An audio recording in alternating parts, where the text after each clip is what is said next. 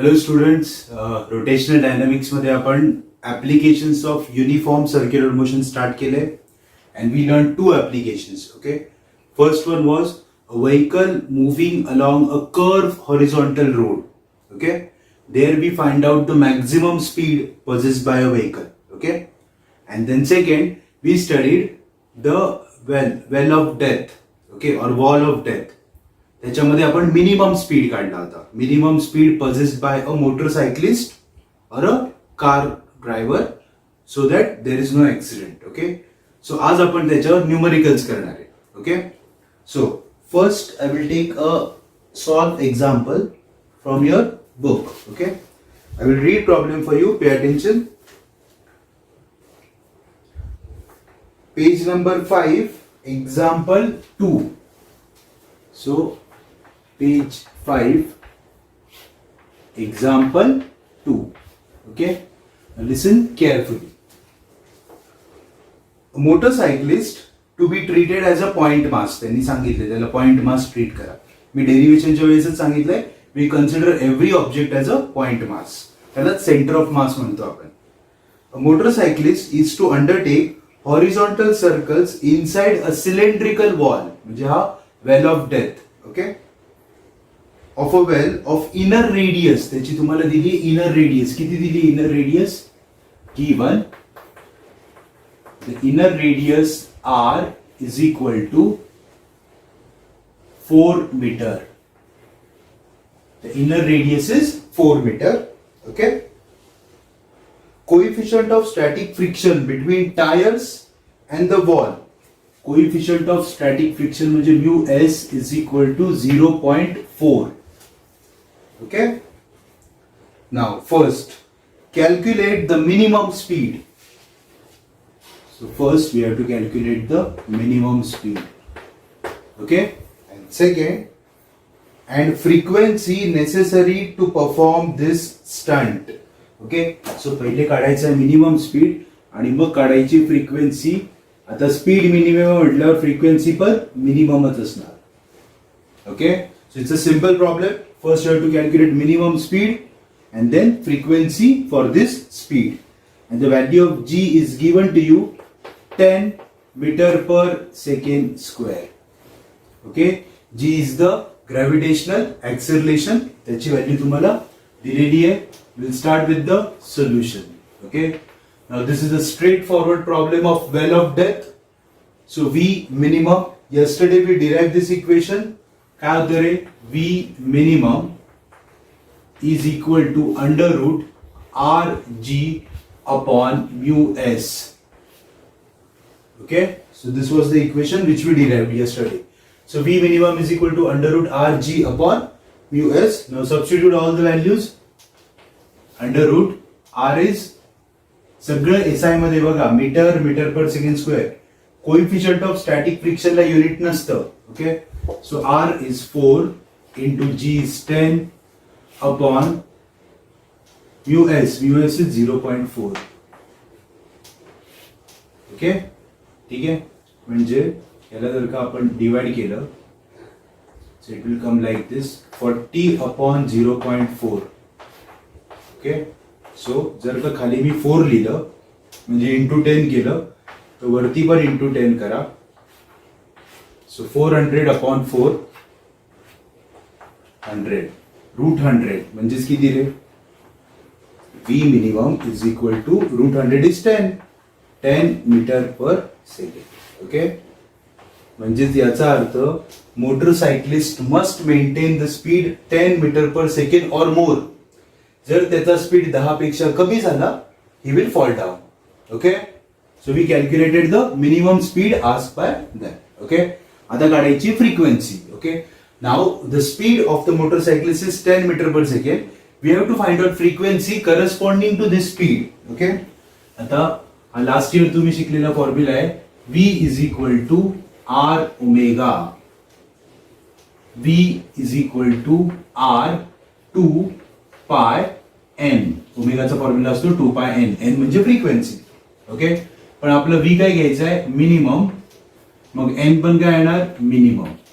Okay, so तुम्हाला calculate करायचं N minimum. या तिन्ही टर्म्स इकडे घ्या V minimum upon 2 pi r is equal to n minimum.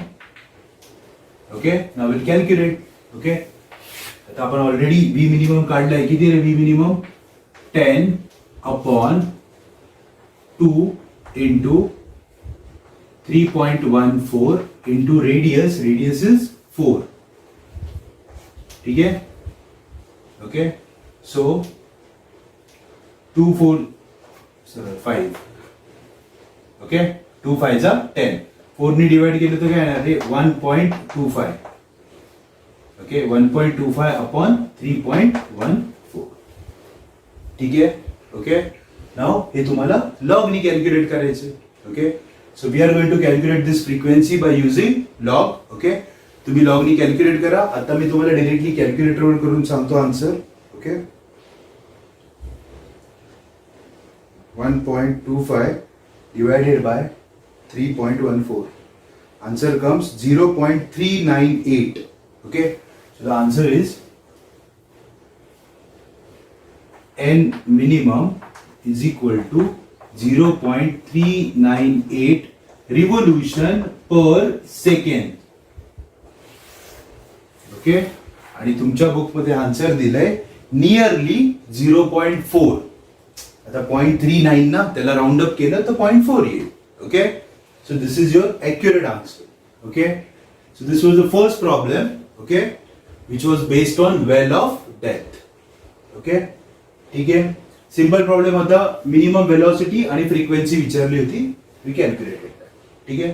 Okay, there is a similar problem in your exercise that we will take now. Okay,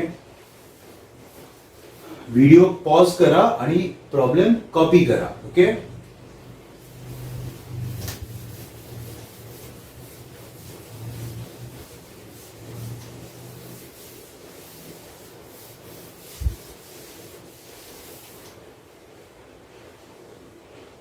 now we will go to exercise. Okay, आता आपण exercise मधले problem सोडू similar. Okay, now I'll start with the simple problem. Problem number 16, page 25. Page 25, problem number 16. Okay, given. Listen. Okay, during a stunt, a cyclist considered to be particle. परत एकदा सायक्लिस्ट आहे, त्याला particle समजायचं. is undertaking a horizontal circles inside a cylindrical well. परत तोच problem आहे. Okay, cylindrical well आहे आणि सायकलिस्ट फिरतोय त्याच्या आतमध्ये. Of radius 6.05. So radius is given. How much is radius? 6.05 metre. Okay, पुढे. If the necessary friction coefficient is 0.5, so coefficient of friction mu s is 0.5. Okay, पुढे. How much minimum speed should the stunt artist maintain? परत एकदा clear cut question आहे. they ask you minimum speed. so पहिला विचारलाय minimum speed. Okay, पुढे. Mass of the artist is 50 kg. Okay, त्याचं mass पण दिले आर्टिस्टचं. Mass of artist is 50 kg. If she or he increases the speed by 20%, how much will the force of friction be? Okay, आता तो दुसरा part आहे. पहिल्या part मध्ये आपल्याला मिनिमम स्पीड काढायचं आहे. पुढचा पार्ट आपण नंतर सोडू. पहिले आपण फर्स्ट पार्ट सोडून घेऊ. ठीक आहे. नाव आता बघा, सोल्युशन लिहितो मी इथे. Now this is clear cut problem. Okay, आता सारखाच क्लिअर कट प्रॉब्लेम आहे. काय करायचं आपल्याला? मिनिमम स्पीड विचारलाय, सिलेंड्रिकल वेल आहे.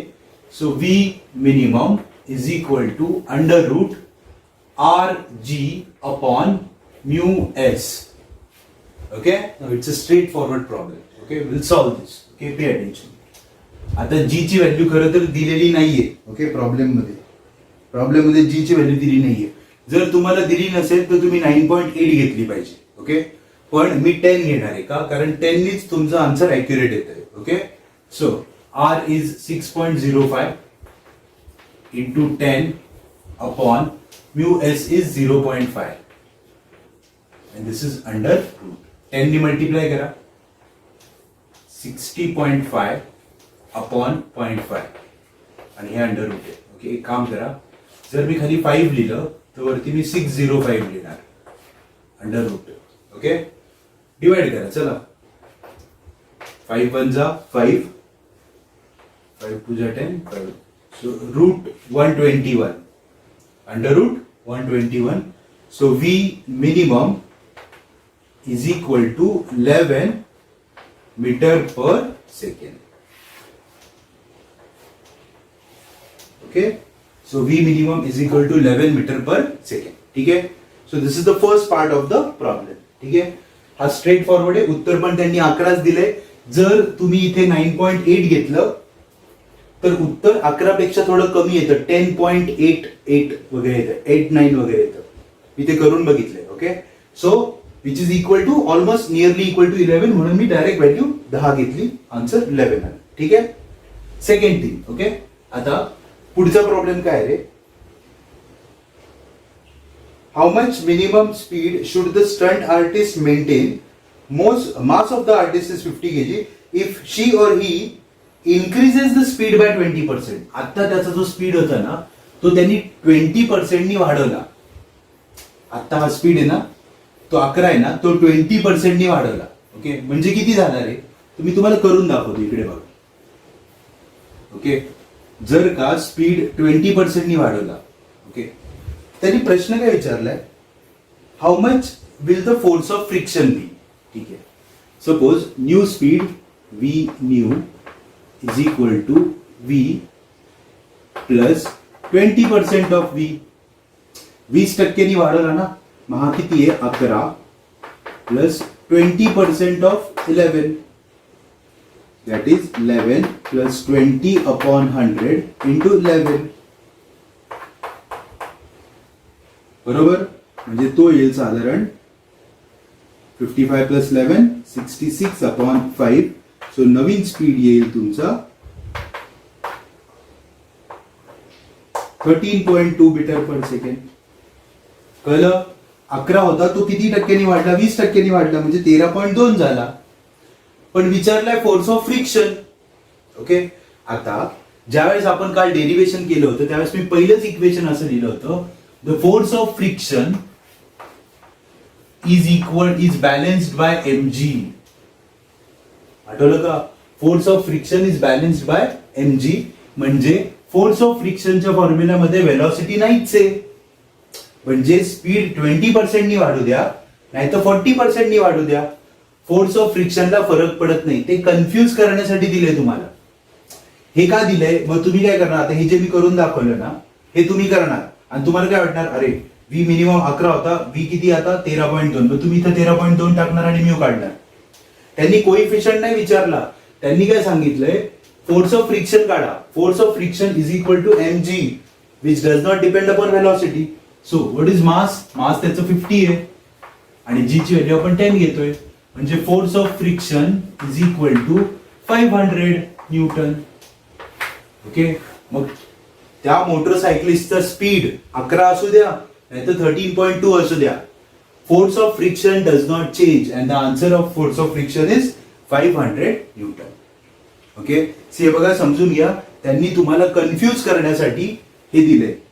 मी हे मुद्दाम तुम्हाला करून दाखवलं. ओके, कसं करायचं हे पण तुम्हाला कळेल, पण या प्रॉब्लेम मध्ये याची गरज नव्हती.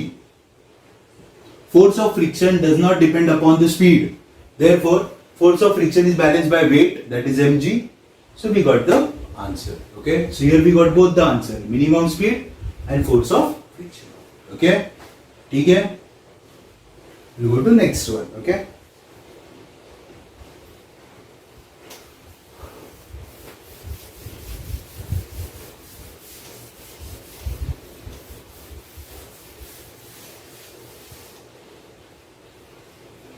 okay, so we solve problem number कुठले सोडवले आपण रे? 16. Okay, now we'll solve problem number 12 आणि 13 करायचं आपण. Will start with 13. ओके 13 करू आपण पहिले. Page 24 problem number 13. Okay solve आहे. बघा काय coefficient of static friction between coin and gramophone disc is 0.5. So in given coefficient of static friction mu s is equal to 0.5. ठीक आहे पुढे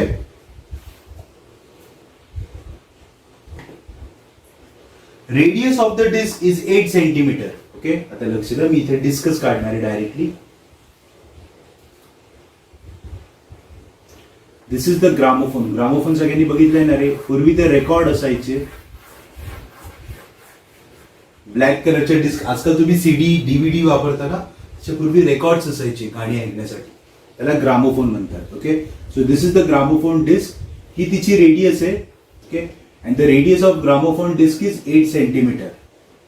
ठीक आहे. ओके पुढे आपण एक काम करू. द कॅपिटल आर लिहू आपण ग्रामोफोनच्या रेडियसला 8 सेंटीमीटर म्हणजेच 8 इंटू 10⁻² मीटर. ओके पुढे Initially, the center of the coin is pi centimeter away from the center of disk. म्हणजे बघा कॉइन कुठे आहे रे. कॉइन इथे आहे बघा. हा कॉइन आहे. ओके आणि सेंटर पासून कॉइनचं जे अंतर आहे म्हणजे रेडियस आहे that is small r is equal to pi centimetre म्हणजेच पाय इंटू 10⁻² मीटर. कळलं. ओके ठीक आहे. म्हणजे त्याचा अर्थ तुमचा कॉइन ओके कॉइन ज्यावेळेस ग्रामोफोन फिरेल त्यावेळेस कॉइन पण फिरेल पण त्याची रेडियस पाय सेंटीमीटर आहे आणि डिस्कची रेडियस 8 सेंटीमीटर आहे. दोन रेडियस आहेत तिथे, कन्फ्युज नका होऊ. ओके पुढे at what minimum frequency will it start slipping from there. Frequency विचारली. आता नॅचरली जेव्हा ग्रामोफोन फिरायला लागेल बघा ऍक्सिस काढतो साधारण मी आणि तो ग्रामोफोन असा फिरणार आहे आणि जेव्हा तो फिरायला लागेल आपल्याला सगळ्यांना माहिती आहे ग्रामोफोन जेव्हा फिरतो तेव्हा कॉइन असा या साईडला येऊन खाली पडतो. ओके आता कॉइन इकडे येतोय म्हणजे याचा अर्थ त्याच्यावर कुठला फोर्स आहे. सेंट्रीपेटल का सेंट्रीफ्युगल. नॅचरली कॉइन बाहेर चाललाय म्हणजे तिथे सेंट्रीफ्युगल फोर्स आहे. ओके मग त्याला बॅलन्स कोण करते. फ्रिक्शन. ओके म्हणजेच मी असं लिहू शकतो सोल्युशन मध्ये centrifugal force is balanced by force of friction. Centrifugal force is balanced by force of friction. ठीक आहे. आता सेंट्रीफ्युगल फोर्सचा फॉर्म्युला काय असतो एम आर ओमेगा स्क्वेअर. आता तुम्ही म्हणाल सर तुम्ही ओमेगा का लिहिला कारण त्यांनी तुम्हाला फ्रिक्वेन्सी काढायला सांगितली, एन काढायला सांगितलंय पहिल्या पार्ट मध्ये. फ्रिक्वेन्सी विचारली ना मग मला एन पाहिजे ना म्हणून मी ओमेगा दिला. M r omega square is equal to what is force of friction mu m g. M gets cancel. Okay so omega square is equal to mu s into g upon r. ठीक आहे.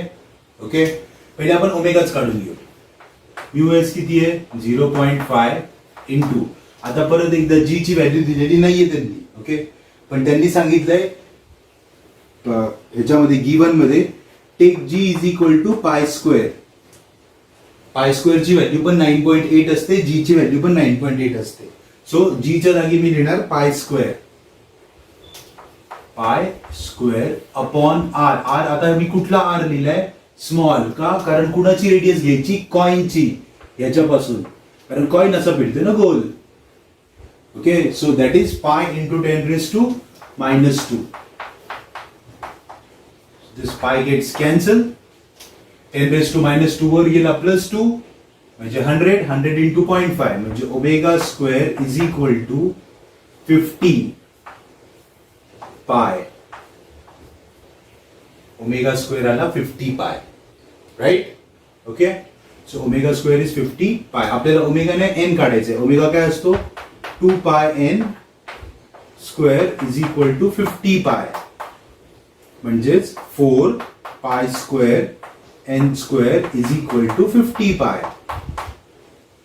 चालेल, म्हणजेच n square is equal to 50 pi upon 4 pi square. Right, pi gets cancel. Okay, 50 upon 4 करू आपण. काय येणार सांगा मला? N equals to 50 upon 4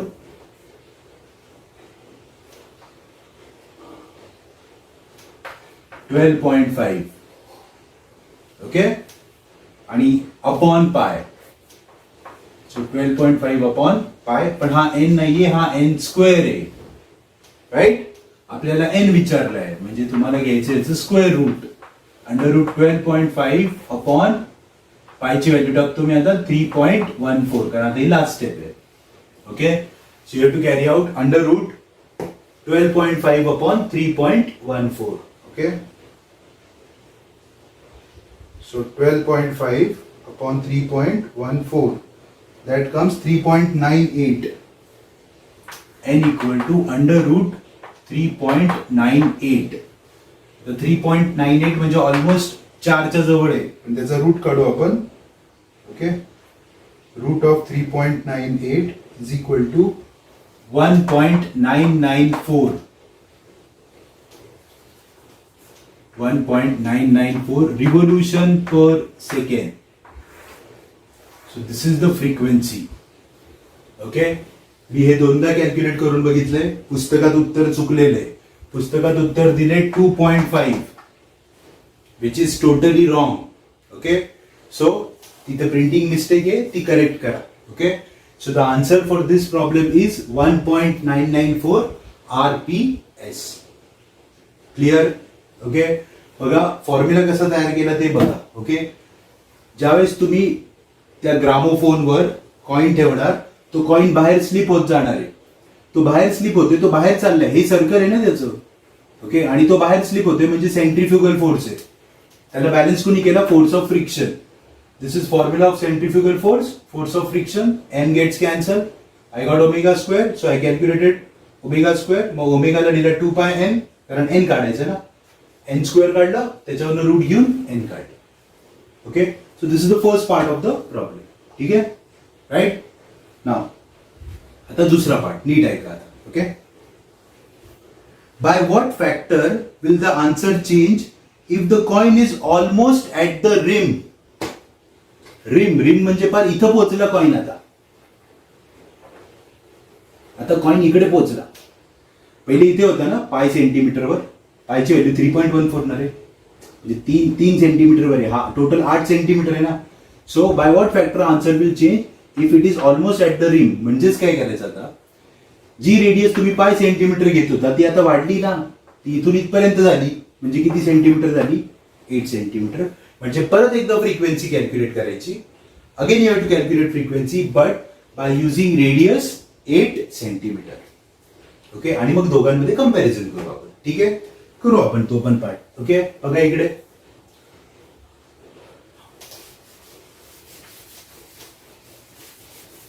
now listen. Formula बदलेल का रे? नाही, फॉर्म्युला नाही बदलणार. फक्त एकच गोष्ट बदलेल. काय रे? आता जी रेडियस आहे ती स्मॉल आर नाहीये, तर कॅपिटल आर आहे. So m r omega square, आणि इथे पण आर. ठीक आहे, that is the only change. बाकी सगळं same. Come on, we'll calculate. So mu s is 0.5 into g ला पाय स्क्वेअर घ्यायला सांगितलंय, आणि r आला 8 into 10 raised to -2. Okay, so omega square is equal to 50, हा -2 वर घेतला, पाय स्क्वेअर अपॉन 8. ओके, ठीक आहे. आता हे असंच ठेवू. ओमेगाला काय देऊ आपण? 2 पाय n square equal to 50 pi square upon 8.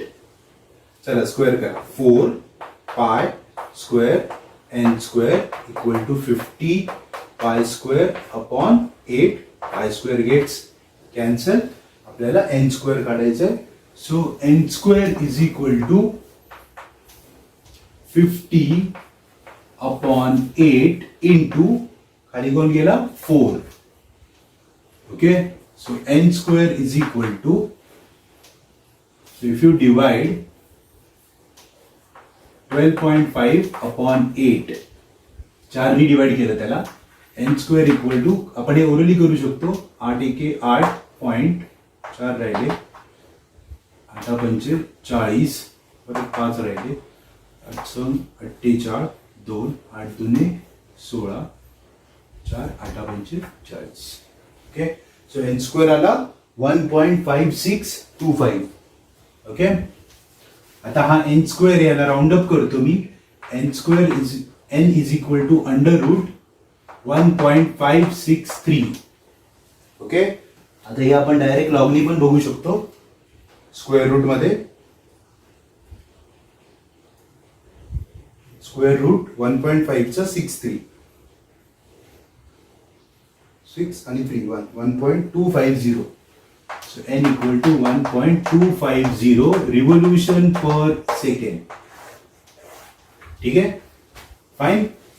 म्हणजे फर्स्ट पहिलं उत्तर काय आलं होतं रे आपलं, याच्या अगोदर काय आलं होतं आपलं 1.9, नियरली 1.9 आलं होतं. आता किती आलं 1.25. ओके, त्यांनी विचारलं दोघांमध्ये काय रिलेशन आहे. आता त्यांनी पुस्तकात ना हे उत्तर चुकून काय दिले 2.5 चुकून ना, मग त्यांनी असं म्हटलंय की second frequency is half of first frequency, पण आपण नाही हाफ म्हणू शकत. ओके, त्याच्यामुळे हे उत्तर असंच ठेवायचं. So this is your final answer. Okay, so I calculated both the things. I calculated frequency when coin is here and frequency when coin is at the rim. Rim म्हणजे कॉर्नरला. Okay, ठीक आहे. So this is problem number 13 from your textbook. Okay, आता आपण 2 problem केले. पहिला केला आपण प्रॉब्लेम नंबर 16 आणि मग 13. One more we will do. Okay, which is on similar thing.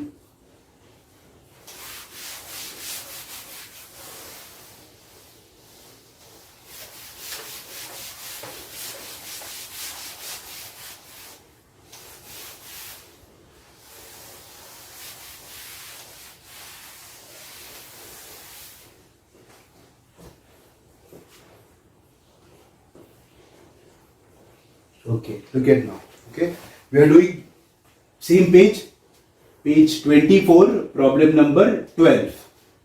Okay, page 24, problem number 12. Now listen carefully. Somehow an ant is struck. Okay, an ant is struck to the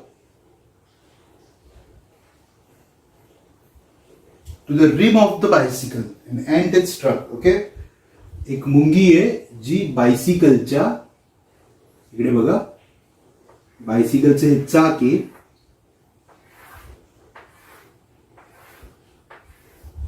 okay, याला आपण रिम म्हणतो. तर इथे एक छोटीशी मुंगी आहे. Okay, ठीक आहे. पुढे the wheel is set in to rotation. Okay, म्हणजे बाईक सेंट्रल स्टँडला लावली आणि ते चाक आपण फिरवलं, म्हणजे बाईक पुढे नाही गेली, जागेवरच आहे, स्टँडला लावली बाईक आणि चाक फिरवलं. किती फ्रिक्वेन्सी झाली? It is set in to rotation. It attains a frequency of 2 revolution per second in 10 second. Okay, आता पहिल्यांदा सगळ्यात महत्वाची गोष्ट म्हणजे तिचा इनिशियल स्पीड, त्याला एन नाव देतो मी, एन नॉट 0 होता. Final speed 2 revolution per second. Time किती लागला? 10 सेकंड. ओके, 0 ते 2 RPS जायला 10 सेकंद लागले. पुढे with a uniform angular acceleration calculate first number of revolutions completed by the ant in these 10 seconds, and second time taken it by it for first complete revolution and the last complete revolution. Okay, आता सगळ्यात पहिल्यांदा आपण ना 2 part आहेत ना, पहिल्या पार्टचं उत्तर काढू. Number of revolutions completed by it in 10 seconds. Number of रिव्होल्यूशन्सला मी एन नाव देतो. सो फर्स्ट मला नंबर काढायचा आहे. ठीक आहे. आता जर तुम्हाला नंबर ऑफ रिव्होल्यूशन काढायचे असतील, बघा एक गोष्ट नेहमी लक्षात ठेवा, एकदा गोल फिरला तर डिस्प्लेसमेंट किती रे? 2 पाय. मी अँग्युलर डिस्प्लेसमेंट बद्दल बोलतोय. 2 पाय रेडियन. दोनदा फिरला तर 4 पाय. पण जर तुम्हाला नंबर ऑफ रिव्होल्यूशन काढायचे असतील तर पहिले तुम्ही थीटा काढला पाहिजे. Okay, first you must calculate theta. If you want to find out number of revolution. Okay, मग आता मी इथे लिहितो, नीट बघा काय लिहितोय. Using second kinematical equation. तुम्ही डायरेक्ट सेकंड का लिहिताय? कायनेमॅटिकल इक्वेशन कळेल तुम्हाला, थांबा जरा. बघा इकडे काय असतं सेकंड कायनेमॅटिकल इक्वेशन रे. Theta is equal to omega not t plus half alpha t square. Right? Okay, ठीक आहे. Now it is very clear. तुम्हाला जर थीटा काढायचा असेल, टाइम आहे तुमच्याकडे, अल्फा नाहीये, अल्फा काढायला पाहिजे. ओके, आता इकडे बघा परत एकदा. एन नॉट किती आहे रे? N not 0. ओमेगाचा फॉर्म्युला काय असतो रे? 2 pi N. Omega naught 2 pi N not. N not 0 आहे म्हणजे ओमेगा नॉट 0 आहे. Omega 2 pi n. एन किती आहे? 2. 2 2 जा 4. 4 पाय रेडियन पर सेकंड. म्हणजे माझ्याकडे ओमेगा आणि ओमेगा नॉट आहे, अल्फा काढायचा आहे. मग सुरुवात आपण अल्फानी करू. Alpha is equal to omega minus omega not upon t. Okay, हा फॉर्म्युला सगळ्यांना माहिती आहे. Okay, so come on substitute. काय येणार? Omega is 4 pi minus 0 upon 10. बरोबर, म्हणजेच किती आला आहे? Alpha 0.4 pi radian per second square.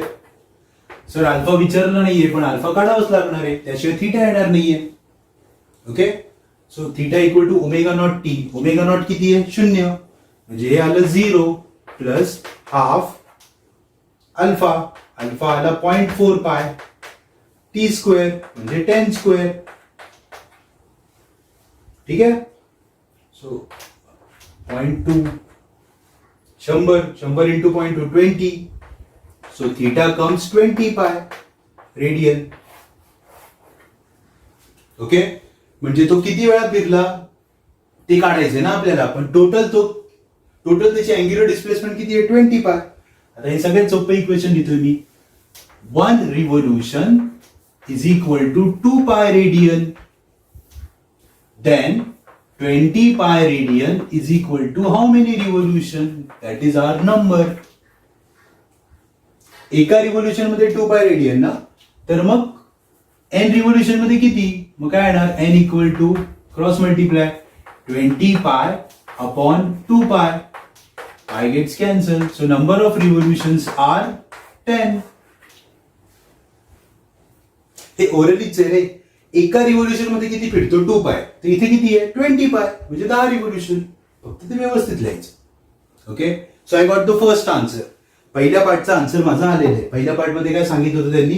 Calculate the number of revolution. So I calculated the number of revolution. Okay, आता दुसरा पार्ट नीट ऐका. Time taken by it for first complete revolution and the last complete revolution. Okay, now this is the slightly tricky part. Okay, हा part copy करून घ्या, रब करणार आहे मी आता. ओके, आता बघा अल्फाची व्हॅल्यू आपल्या लक्षात आहे 0.4 पाय. ओके ओके, मी तुम्हाला एक जनरल फॉर्म्युला शिकवतो. Okay, teach you general formula of theta. Okay, so if you find out theta. आता बघा इथं सुरुवात कधीपासून झाली? 0. आणि तो किती सेकंद फिरला? 10 सेकंद. सो असे 1 2 3 असे 10 सेकंद आहेत ना. So you can find out theta at any given time interval. Okay, the formula is very easy. Okay, just pay attention. Theta n is equal to omega not plus alpha upon 2n minus 1, where n is the second. म्हणजे पहिला का दुसरा का तिसरा. जर मी विचारलं what is theta in 5th second, तर इथं 5 टाकायचं. Okay, getting it? आता त्यांनी काय सांगितलंय? Calculate the time. टाइम काढायचा आहे ना, पण पहिले थीटा लागणारच आहे तुम्हाला. सो पहिला फर्स्ट सेकंड करू आपण. सो फॉर फर्स्ट सेकंड म्हणजे इथं 1 टाकायचा. Theta 1 is equal to omega not 0 आहे. अल्फा आला होता 0.4 pi upon 2, 2 into 1 minus 1. Okay, म्हणजे theta 1 comes 2 minus 1, 1. Okay, it comes 0.2 pi. Okay, theta 1 comes 0.2 pi. ठीक आहे. आता थीटा 1 आला 0.2 पाय, म्हणजे याचा अर्थ पहिल्या सेकंदात त्याचं किती झालं होतं डिस्प्लेसमेंट 0.2 पाय. ओके, इथे लास्ट सेकंडचा आपण सायमल्टेनियसली काढू फॉर लास्ट सेकंड. आता लास्ट म्हणजे 10वा ना, सो 10th सेकंड. मग इथे मी लिहितो थीटा 10, हाच फॉर्म्युला यूज करतोय. 0 plus alpha 0.4 pi upon 2 into 10 minus 1, that is 19, 20 minus 1, 19, आणि हा 0.2, 19 into 2, 38, so 3.8 pi radian. Okay, कळलं. म्हणजे याचा अर्थ पहिल्या सेकंदात त्याची अँग्युलर डिस्प्लेसमेंट किती होती रे? पहिल्या सेकंदात त्याची अँग्युलर डिस्प्लेसमेंट होती 0.2 पाय रेडियन, आणि शेवटच्या सेकंदाला तो किती फिरला होता 3.8. बरोबर आहे. सी बघा त्याचं स्पीड वाढतोय कारण इथे अल्फा आहे. ओके, आता टाइम काढायचा आपल्याला. Now will calculate time using second kinematical equation. Using second kinematical equation काय येणार बघा. काय सेकंड कायनेमॅटिकल इक्वेशन?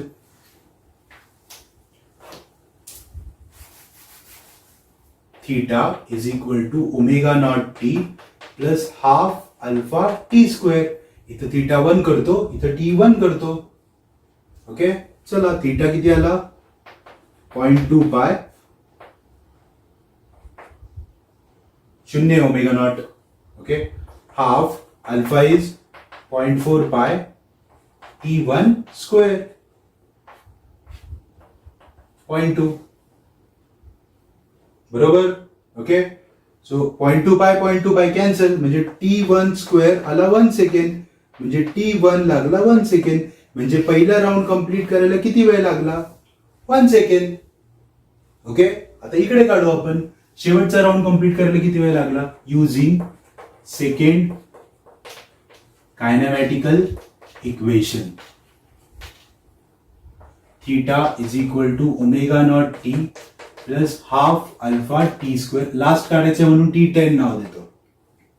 थीटा 10 किती आहे 3.8 pi is equal to 0 plus half into 0.4 pi T10 square 0.2.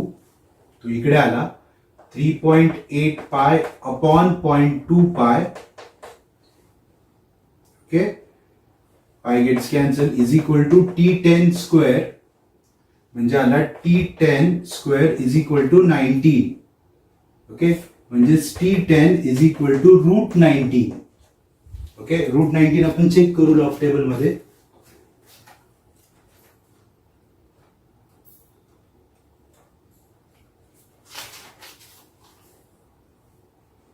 .359 seconds. Okay, ठीक आहे. So this is our answer. म्हणजे याचा अर्थ जेव्हा सुरुवात केली तेव्हा त्याचा स्पीड वाढतोय, त्यामुळे प्रत्येक सेकंदात टाइम सेम नाही लागणार डिस्टन्स कव्हर करायला. सो फर्स्ट रोटेशन मारायला 1 सेकंड लागेल, लास्ट रोटेशन मारायला 4.359 सेकंड लागेल. ओके, पुस्तकात ही दोन्ही उत्तरं चुकली आहेत. दोन्ही उत्तरं चुकली. ओके, T1 पण चुकलाय, T10 पण चुकलाय. हा, पहिलं उत्तर बरोबर आहे नंबर ऑफ रिव्होल्युशनचं, पण ही दोन्ही उत्तरं चुकलेली आहेत. ओके, सो हे प्रॉब्लेम्स कॉपी करा. Okay, these are very important problem for MCQs. ओके, ठीक आहे. सो वी टूक 4 प्रॉब्लेम्स. जो पार्ट आतापर्यंत आपला शिकून झालाय त्याचे सगळे न्यूमरिकल्स झाले. ओके, 3 अनसॉल्व आणि 1 सॉल्व. ठीक आहे. So will stop here. Thank you.